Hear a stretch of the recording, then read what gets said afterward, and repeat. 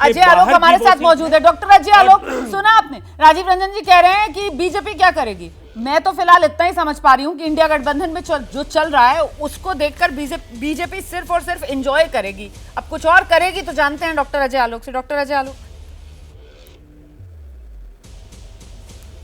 रोमाना जी, मुझे एक शिकायत है भाई, 303 वाले दल हम हैं, हमारा गठबंधन टारगेट कर रहा है 350 प्लस इस बार, और मीडिया है, आप लोग हैं, किसी की नज़र हमसे नहीं उलझती है, सबकी नज़रें इंडिया में ही उलझी हुई हैं और इंडिया वालों की नज़र आपस में उलझी हुई है, किसी की नज़र सीधी नहीं हुई।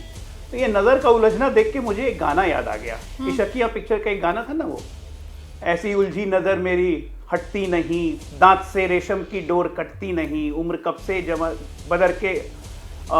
से बदल के सफ़ेद हो गई, काली बदरी जवानी की तैर हो गई। अब आगे का सुनिए, ये लाइन बहुत अच्छा है। वल्ला ये धड़कन बढ़ने लगी है, चेहरे की रंगत उड़ने लगी है, डर लगता है मुझ तन्हा सोने में जी, दिल तो बच्चा है जी। इनके पास बच्चा भी है, बूढ़ा भी है, बाल भी सफ़ेद हो गए, रंगत भी इन्हीं की उड़ती है, धड़कन भी इन्हीं की बढ़ती है, डर भी इनको लगता है। तो भाजपा क्या करे भाई, हमें कुछ नहीं मतलब है। और राजीव जी को तो मैं याद दिला देता हूँ, ललन सिंह इनके राष्ट्रीय अध्यक्ष हैं, अभी राष्ट्रीय अध्यक्ष पद छोड़ने के पहले एक साक्षात्कार उन्होंने साफ बोला कि हमारा गठबंधन किसी से नहीं है, हमारा गठबंधन सिर्फ राजद से है। राजद को तय करना है कि वो कांग्रेस और लेफ्ट को कैसे करे, ये काम हमारा नहीं है, हमारा गठबंधन और हमारा बंटवारा राजद से होगा। तो साफ है, 20-20 जेडीयू, 20 राजद लड़ेगी, राजद उसमें से कांग्रेस और लेफ्ट को एडजस्ट करेगी, जो करना ये करें। सर फुटा हुआ उनका है भाई, हमारे यहाँ कहाँ दिक्कत है। राजीव जी बोल रहे थे हमारे यहाँ बहुत नेता है, कब संयोजक बनेंगे, क्या जरूरत है एनडीए में संयोजक की भाई। एनडीए में प्रधानमंत्री पद का उम्मीदवार है जिसके नेतृत्व में पूरा एनडीए चुनाव लड़ेगा, हमें जरूरत नहीं है अनुयोजक संयोजक की।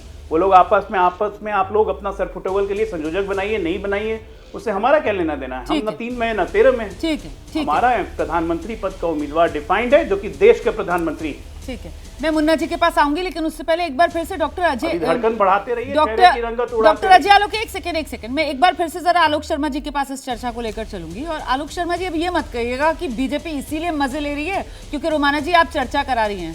मतलब अगर मैं चर्चा भी नहीं कराऊंगी सर, तो भी ये लोग कहीं और बैठकर मजे ले लेंगे, लेकिन ये मजे जरूर ले रहे हैं इंडिया गठबंधन की हालत पर। तो अब ये इंडिया गठबंधन इस हाल में क्यों है कि बीजेपी को ये मौका मिल रहा है, इस पर तो सर मंथन आप ही को करना होगा। आइए आलोक। देखिए, मुझे लगता है 2 चीजें सामने आई।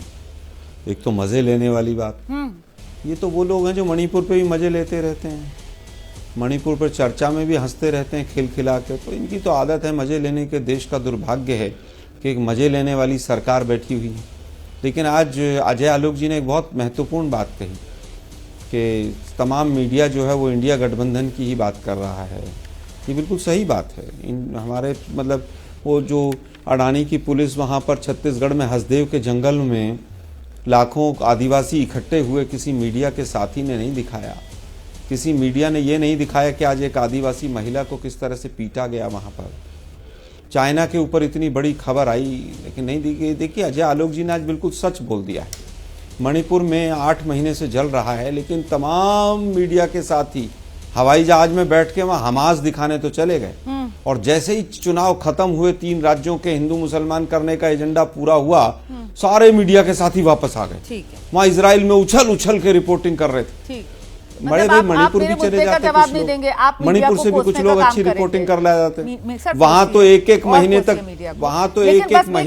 अडानी की पुलिस का जवाब जिक्र कर रोमाना जी, महीनों तक इंटरनेट बंद था। वो अडानी के बेटे की तस्वीर के भी तो जिक्र कीजिए ना, जो मीडिया ने दिखाई, उसका भी तो जिक्र कर देते ना। वो तेलंगाना में सर कांग्रेस पार्टी की शायद सरकार है, अगर मैं गलत नहीं हूँ, रेवंत रेड्डी मुख्यमंत्री बने ना, अगर मैं गलत नहीं हूँ। रेवंत रेड्डी साहब गुलदस्ते के साथ अडानी के बेटे के साथ खड़े हुए थे सर, फोटो फ्रेम में, एक ही फ्रेम था सर, अडानी की, क्योंकि आपने बात की ना सर। और वही अडानी जिनको लेकर अभी सुप्रीम कोर्ट की तरफ से कहा गया कि सेबी की जांच पर सवाल नहीं उठाना चाहिए। हालांकि मेरा मुद्दा ये नहीं है, और इसीलिए मैं मुद्दे से भटकने भी नहीं दूंगी डिबेट को। मैं फिर से अपनी डिबेट पर आऊंगी, क्योंकि ये मेरा शो है और मैं तय करूंगी कि किस मुद्दे पर हमें चर्चा करनी है।